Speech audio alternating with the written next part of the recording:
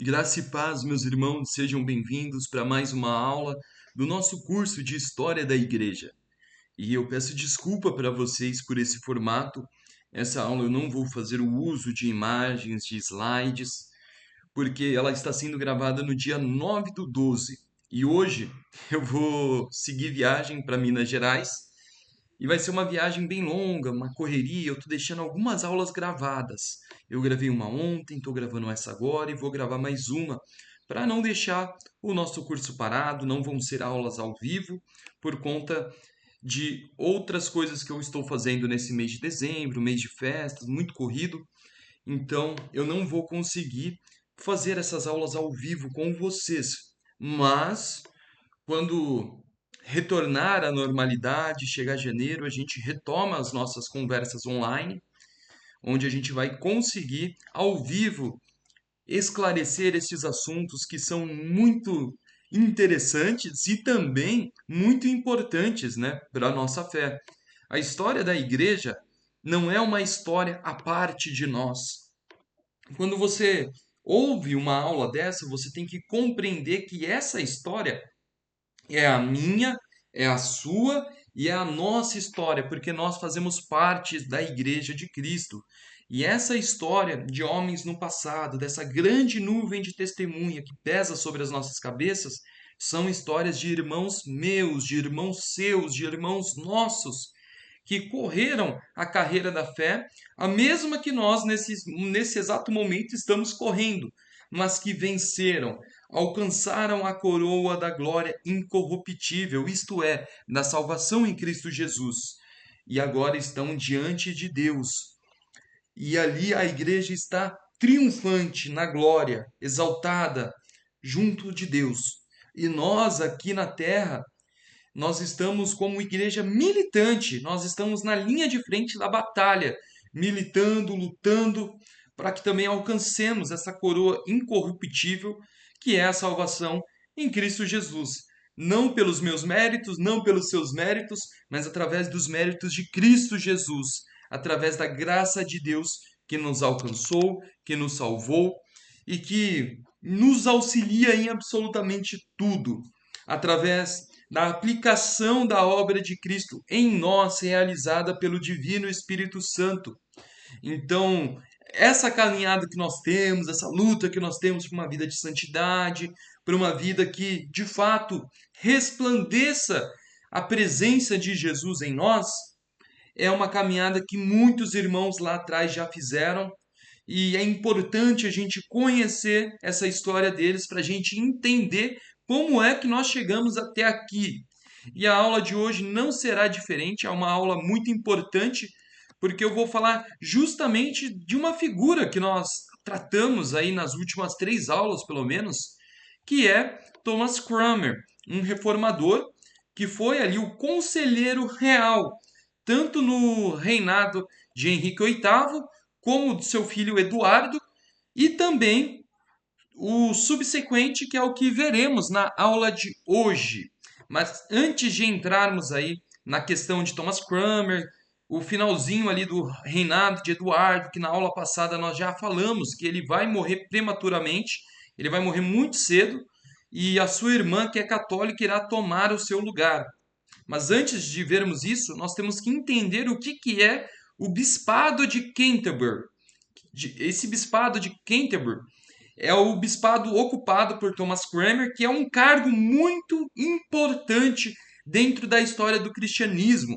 Ele surgiu com Santo Agostinho da Cantuária, um missionário medieval que nós conversamos lá atrás, quando estava entrando no período medieval. A gente falou de Gregório Magno, e ele enviou, né, esse missionário para a região ali da Bretanha, né, dos bretões, onde existia um reino que hoje já não existe mais, né, chamado Reino de Kent.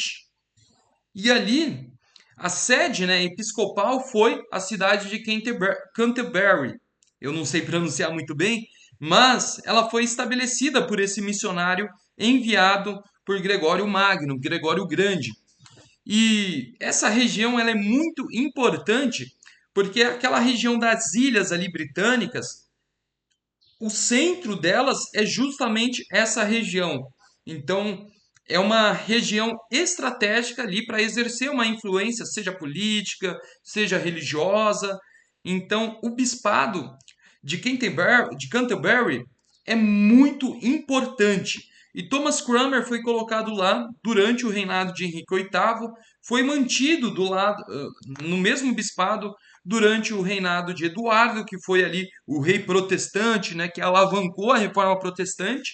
Porém, ele teve o seu cargo retirado quando Maria, que era católica, se ascendeu ao poder após a morte do rei Eduardo. Então, toda aquela obra da reforma que tinha sido alavancada agora passou a enfrentar uma grande e poderosa perseguição por parte de Maria, que ficou conhecida como a alcunha de Maria a Sanguinária. Então ela aplicou, né, tudo aquilo que nós vimos, né, ao longo ali da Idade Média que o catolicismo romano, né, principalmente aqui no Ocidente, fez, que foi reprimir toda tentativa, né, de discordar da opinião unilateral da igreja por meio da força, por meio da violência. E então Maria, que ficou marcada na história como Maria Sanguinária, também foi contra Thomas Cranmer com todas as forças, porque na Inglaterra a figura principal que se tinha ali de influência religiosa, que estava liderando o momento de reforma protestante na Inglaterra, era justamente Thomas Cranmer, um reformador bastante corajoso e muito bem disposto, né, a defender ali as doutrinas da reforma protestante como verdades relacionadas à salvação, como justificação pela fé, em oposição aos dogmas católicos de indulgência, de compra de perdão de pecados. Então, ele combateu tudo isso, enfatizando a justificação pela fé somente, dizendo que você não pode comprar o dom de Deus com dinheiro.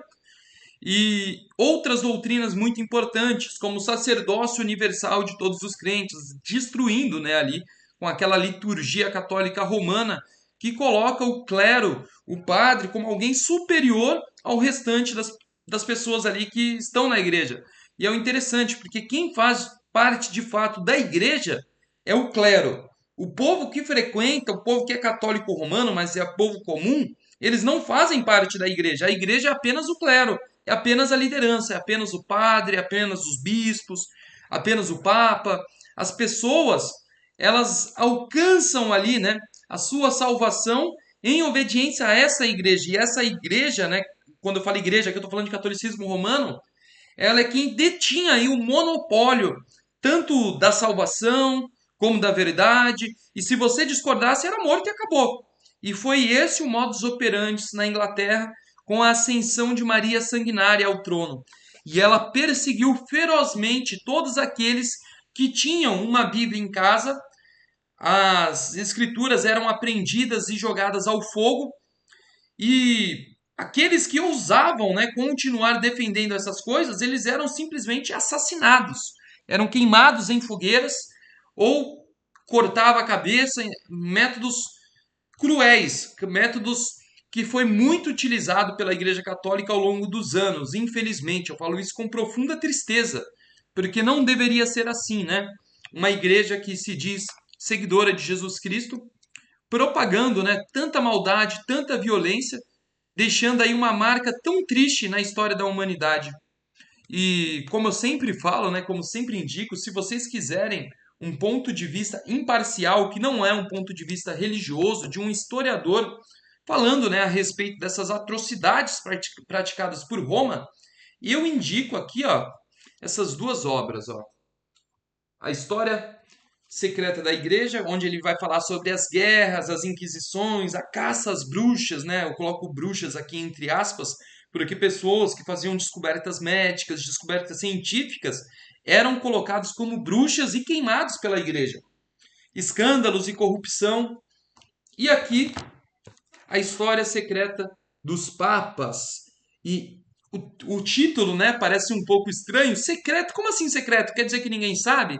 É secreto no sentido de que a Igreja Católica Romana tenta esconder a mancha enorme de sangue que ela deixou na história.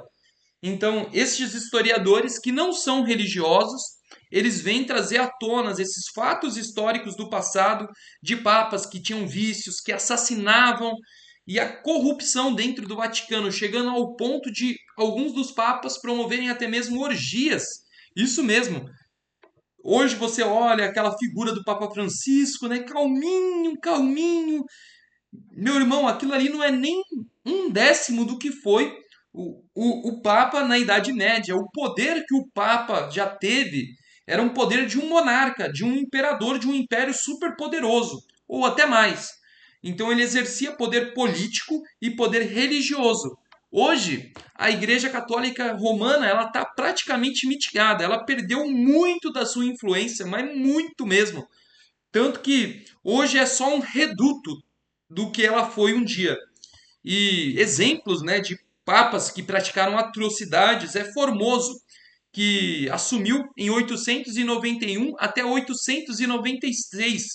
E o corpo em decomposição de Formoso foi exumado e colocado num tribunal a mando de seu sucessor e depois jogado no rio Tibre por 2 vezes. Olha só. Então o sucessor de Formoso, né, pegou ali o papa o corpo do seu antecessor, colocou para julgar, condenou, falou que ele era herege e jogou os restos dele ali no rio Tigre 2 vezes. E papas para assumirem, né, ali o bispado de Roma, chegando ao ponto de assassinar o atual papa. Então nós tivemos essas conspirações dentro do Vaticano, tudo por quê? Porque eles se propuseram ali a não exercer apenas uma influência religiosa, mas também política, e isso era muito atrativo. As pessoas matam até hoje por poder político, por poder terreno. Então, a Igreja Católica Romana ela nunca foi apenas religiosa, ela sempre teve essa pegada mais política, mais ditatorial, de você ter uma opinião unilateral que não pode, em hipótese alguma, ser questionada, porque se você questionar, você é silenciado rapidamente por eles. Outro exemplo, né, grotesco é de João XII, que assumiu o papado em 955 e depois até 964. Ele, não contente em ter um bordel dentro do Vaticano, ele cegou um cardeal e castrou outro. E ainda dizem, né, os historiadores, que ele brindava ao demônio em estupor alcoólico. Então ele se embebedava e até brindava a Satanás. Então são acusações seríssimas aí contra este que foi um dos bispos de Roma. E temos outros, Inocêncio III, que ele instigou a mais triste das sangradas, que foi das sangradas não, das cruzadas, que foi as cruzadas aos albigenses. Eu falei sangradas porque essa cruzada foi tão terrível que ela foi a mais sangrenta, mais sanguinolenta e violenta da história. E então ele levantou essa cruzada contra os albigenses, contra os cátaros, e ele foi responsável pela morte de mais de 1 milhão de pessoas durante um período de 2 séculos. Você já imaginou o que é um papa matando 1 milhão de pessoas ao longo de 20 anos? É uma situação completamente impressionante. Poucos ditadores chegaram a esse nível.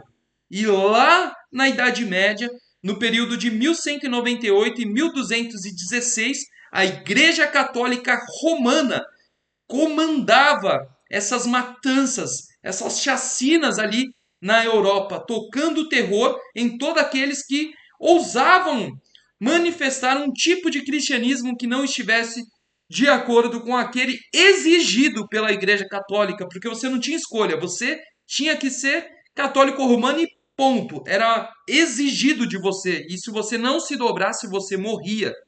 E é isso que esse Papa fez contra os albigenses, os cátaros, durante 20 anos, matando eles, o que os historiadores calculam aí que chegou a algo próximo de 1 milhão de mortos. É um número muito expressivo. E, para encerrar, Alexandre VI, 1492 e 1503. É o Papa que antecedeu aquele Papa que estava em vigência durante a Reforma Protestante, que começa em 1517. Alexandre VI, ele teve 8 filhos com com 4 prostitutas. E ele subornou todo o seu caminho até o papado. Ele foi por meio de corrupção, por meio de compra de influência, que é a heresia, né, que nós vimos de simonia, que é você comprar ali cargos religiosos.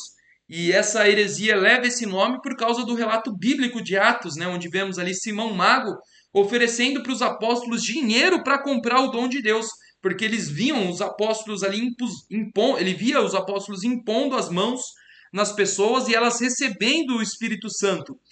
E então ele queria ter esse poder também. E ele ofereceu dinheiro ali para os apóstolos e prontamente foi repreendido. E então o pecado da simonia, de você querer comprar, né, cargo religioso, que foi o que esse papa fez para chegar até o papado, ele é condenado na história da igreja como uma heresia. Porém, ele continuou, mesmo após a sua condenação, sendo praticado dentro da igreja católica. Ela fez um concílio, condenou como heresia, mas continuou praticando. Então a gente vê que a corrupção já estava impregnada dentro do catolicismo romano, de tal modo que essas coisas elas não acabaram. Mesmo nos tempos dos reformadores, como por exemplo João Calvino, quando ele era criança, quando Calvino ele tinha ali cerca dos seus 7, 9 anos, o pai dele comprou um cargo religioso para o seu filho, que nem tinha idade para assumir, era uma criança. Mas ali na teoria ele ocupava aquele cargo, então ele recebia o seu devido salário, as suas devidas regalias, que no caso não era ele que recebia, era o seu pai. Então a gente vê que sempre existiu isso dentro do catolicismo romano. E Alexandre VI galgou ali o seu papado por meio da corrupção, por meio da compra de influência e praticou aí profundamente o pecado da simonia, essa heresia.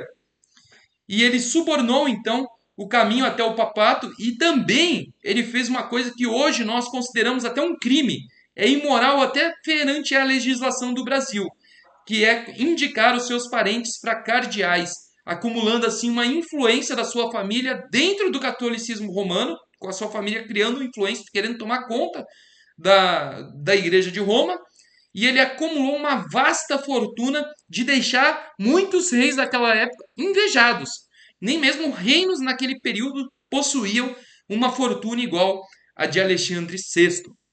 Então é muito triste essa decadência que nós vemos na Igreja Católica Romana, e é por isso que foi necessário algo tão brusco como a Reforma Protestante, que rompeu com esse sistema corrupto e iniciou, né, aí o que nós conhecemos como as igrejas reformadas, que são as igrejas que na verdade são verdadeiramente católicas, né, porque Deus sempre teve ali os seus remanescentes ao longo da história. Dentro do catolicismo, né, da Igreja Católica Romana, não tinha só gente mau caráter. Existia pessoas que eram cristãos genuínos, cristãos verdadeiros, como Tomás de Aquino, Francisco de Assis, Teresa de Ávila e muitos outros, né? Bernardo de Claraval, que foram pessoas aí que fizeram algo para o reino. Então, existia sim o remanescente, aqueles fiéis que não se dobravam, né, a essas coisas, tanto que Tomás de Aquino, tido como doutor angélico da Igreja Católica, o principal doutor, certa vez ele foi até o escritório do Papa, escritório entre aspas, né? Não era bem um escritório, mas era a sala ali do Papa. E o Papa começou a mostrar para ele todas as riquezas do Vaticano e falou: Vede, Tomás, a igreja não pode mais dizer como Pedro, não tenho ouro e nem prata. O que Tomás de Aquino respondeu, né? Mas ela também não pode dizer, assim como Pedro, a um paralítico: levanta-te e anda. E então isso silenciou, né, ali o Papa que estava querendo mostrar a grandeza ali da Igreja Católica por meio de sua riqueza, de sua fortuna, o que não tinha nenhum valor aos olhos de Tomás de Aquino e não teve nenhum valor aos olhos de Francisco de Assis e muitos outros homens de Deus que viveram, né, dentro do catolicismo romano, porém sem se corromper. Mas a corrupção estava lá. E foi necessário esse rompimento na Reforma Protestante. E é isso que Thomas Cranmer faz. E mesmo sendo perseguido por Maria Sanguinária, ele manteve-se firme. Mas assim como nós, né? Thomas Cranmer, ele é um pecador. Ele é um pecador miserável, assim como eu e você, alcançado pela graça de Deus. E houve um momento ali que na prisão ele foi obrigado, né, a escolher ou ele escrevia uma retratação, ou, retirando tudo que ele fez, ele produziu o livro de oração comum, que foi muito importante, né, para isso tudo que eu falei das doutrinas, né, influência dentro da liturgia da Igreja da Inglaterra. E ele teve que escrever uma retratação, ele foi obrigado a escrever uma retratação, retirando tudo que ele ensinou. E ele, infelizmente, escreveu uma retratação. Ele ficou com medo. E aqui é o que eu acho mais impressionante na história da igreja. Não se trata de super-heróis, não se trata de super-homens, são homens falhos, assim como eu e você. Mas isso mexeu tanto com ele que ele não conseguiu ficar em paz com essa situação. E quando ele estava ali prestes a ser martirizado, né? Ele fez um sermão. E nesse sermão, ele falou que ele se arrepende profundamente por ter escrito uma retratação e retirou tudo o que ele disse na retratação. E durante esse sermão, ele falou algo muito marcante. Ele disse que a primeira coisa que ele ia colocar no fogo seria a mão direita dele que assinou a retratação. Era a primeira coisa que ele iria queimar e que ele estava indo ali em direção à morte, em direção à fogueira, reafirmando tudo aquilo que em toda a sua vida, em todo o seu ministério, ele sempre afirmou. Então, com muita coragem, ele foi ali morto, ele foi consumido pelas chamas e, de fato, ele estendeu na hora do martírio ali as suas mãos em direção às chamas para que a mão que assinou a retratação fosse a primeira a ser consumida pelo fogo. E então, sob o reinado de Maria Sanguinário, cai um dos maiores reformadores da Inglaterra, para não dizer o mais importante reformador da Inglaterra depois de William Tyndale, que é Thomas Cranmer, o autor, né, do livro de liturgia de oração comum. E é interessante, né, a gente ver como as coisas são, porque dentro da igreja anglicana há um fenômeno da baixa e da alta igreja anglicana. Há aqueles que querem uma independência da igreja católica, mas continuam com muitas das doutrinas católicas romanas, que é a alta igreja, e há aqueles que são como Thomas Cranmer, que são da baixa igreja anglicana e que são de fato reformados, que são de fato protestantes e não criptopapistas, que é o caso da alta igreja anglicana. Então é muito importante a gente pontuar isso, porque existe uma diferença dentro do catolicismo, não, do anglicanismo. E aqueles que estão na baixa igreja anglicana, em via de regra, são reformados, eles têm uma soteriologia reformada, eles têm uma eclesiologia ali, em grande parte reformada, só não concordam, né, com um governo presbiteriano, mas eles têm ali, né, um governo episcopal, porém reformado. E tem muitos anglicanos da Baixa Igreja que lutavam por um governo presbiteriano dentro da anglicana. Então é importante a gente separar esse baixo anglicanismo, que é mais evangelical, que é mais protestante, desse anglicanismo que não quer ser nem protestante, não quer ser nem evangelical e nem católico romano. Eles querem ser eles mesmos, defendendo doutrinas católicas, mas com uma estrutura ali de liderança anglicana. Eles querem só a estrutura da igreja episcopal, mas em termos de dogmas, de doutrinas, eles assumem doutrinas e dogmas que são propriamente da teologia católica romana.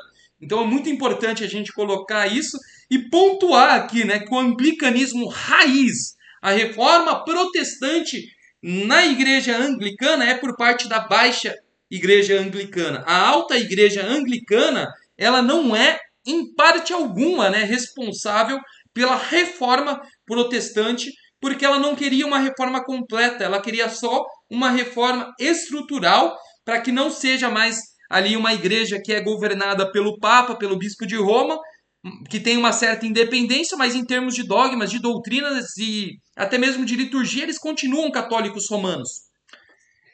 Já a verdadeira igreja anglicana, né, os verdadeiros protestantes anglicanos reformados, a baixa igreja anglicana, não.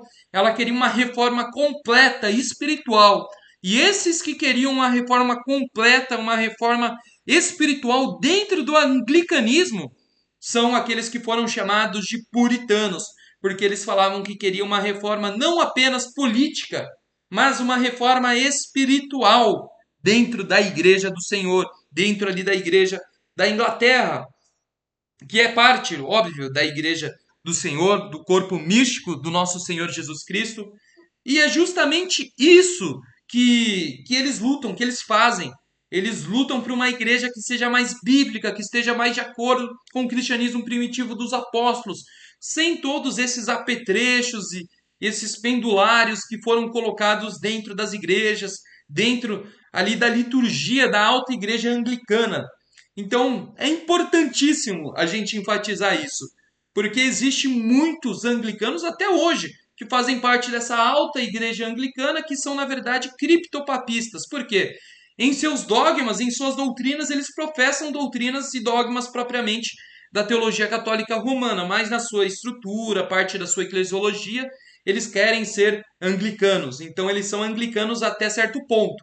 Chega a determinado momento, eles vão para o lado católico. Então, a gente costuma apelidá-los, né, carinhosamente, de criptopapistas. E eles são bastante perniciosos, né, porque eles se dizem protestantes, mas são protestantes que defendem doutrinas católicas romanas.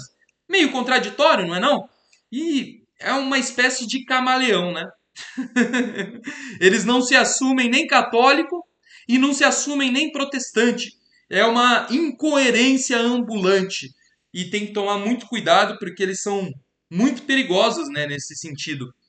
E essa foi mais uma aula do nosso curso de História da Igreja. Eu espero que isso tenha sido um ensinamento válido, útil para a sua vida e que você possa, né, ter essa mesma coragem de Thomas Cranmer, que não foi um homem perfeito, teve o seu momento de fraqueza, onde ele assinou ali uma rendição, por assim dizer, mas depois ele retomou, né, a coragem, as forças e, movido pelo Espírito do Senhor, proclamou ali perante o patículo um sermão que impactou a igreja da Inglaterra e influenciou gerações e continua influenciando até os dias de hoje.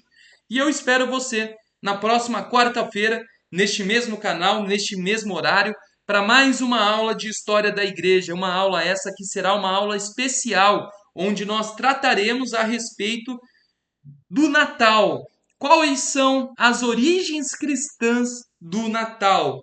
Então a gente vai estar aí numa semana, né, natalina, uma semana aí muito pertinente para a gente tratar desse assunto e eu acho que vai ser muito interessante a gente fazer uma pausa e tratar, né, de uma aula especial aí para falarmos do Natal a partir da história da igreja, que é a proposta desse curso. Então eu espero você na semana que vem, de forma novamente gravada, não ao vivo, para falarmos a respeito do Natal e como ele tem as suas raízes cristãs, para a gente entender um pouco, né, da influência cristã na nossa cultura hoje, naquilo que fazemos hoje, que é muito importante. Deus abençoe, eu aguardo todos vocês.